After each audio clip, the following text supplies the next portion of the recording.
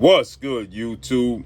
It's your boy, Blue Blood Sports TV, and I'm back at y'all with another one. So, it has now been revealed that the former unified three-belt WBA, WBC, IBF, welterweight, world champion, now middleweight, looked like it was going to be junior middleweight title contender, Errol "The Truth" Spence Jr. 28 wins, 1 loss, no draw, 22 wins by way of knockout. Errol Spence is going to make his ring return after a 3-year layoff and suffering the first loss of his career to this generation's, this era's best fighter, pound for pound, now retired first ballot Hall of Fame superstar boxer, Terrence "Bud" Crawford. That was July of 2023.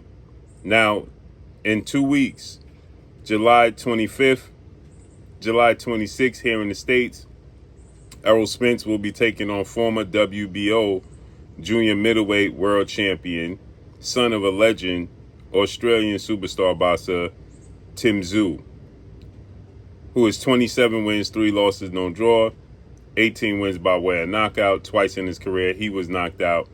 He's 31 years of age, 5'8" with a 70-inch arm reach. Errol Spence is 5'9" with a 72-inch arm reach, right? At 36 years of age. The fight was initially supposed to take place at 154. Then it got moved to 158.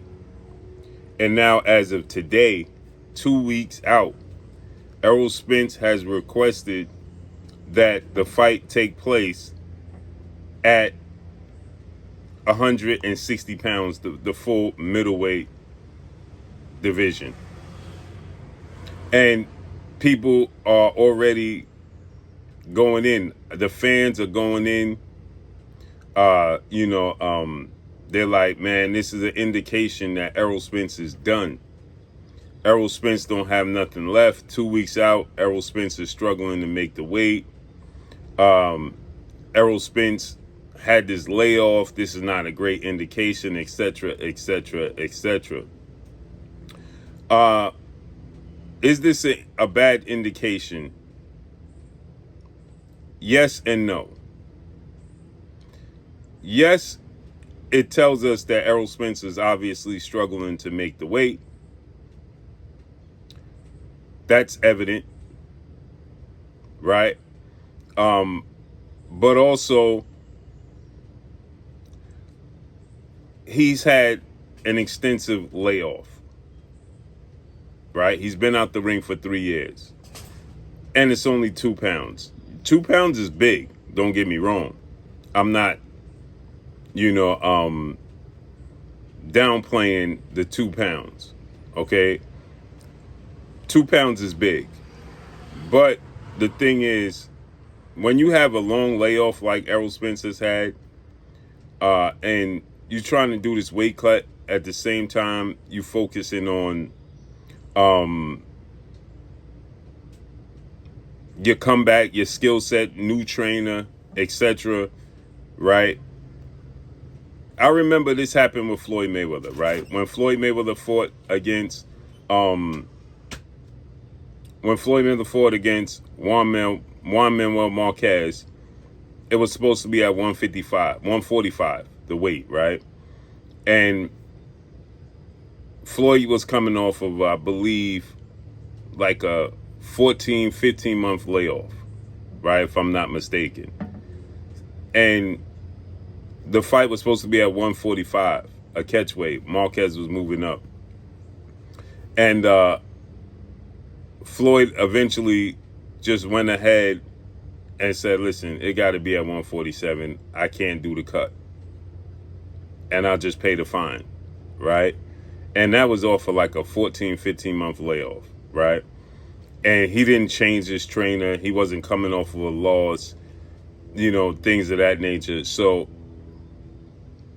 I'm not surprised. But is this an indication that Errol Spence is, you know, on the bad path? No. I don't believe that indicates that. Does this indicate that Errol Spence's career is over? Like I'm seeing in the comment section, people saying, see, his career is over. No. Errol Spence told the world, if you didn't pay attention, he told us on numerous occasions, when he comes back, it could be at 154 or 160. He said I was putting 154 and 160 on notice, right? So he told us that it could be at 160, it could be at 154, right? Remember, Floyd Mayweather even said, if I'm in charge of Errol Spence's career, I'm making him come back at 160. And in all actuality, I like this better for Errol Spence. I'm going to be honest. Here's why I like this better for Errol Spence. 160 is not as cluttered. I think he should stay at 160. It's not as cluttered. It's not cluttered, right? It's more open, in my opinion, for Errol Spence to be a world champion. I'm not saying that Errol Spence is looking for tune-ups, because we know he don't do that, right? But 160 is a lot more open than 154. 154 is cluttered. You got you got Sebastian Fundora, you got Jaron Ennis, you got Virgil Ortiz. It's big names, big money fights, right? You got Virgil Ortiz, Jaron Boots Ennis, Sebastian Fundora, Bakram Ataliev. You still got Josh Kelly.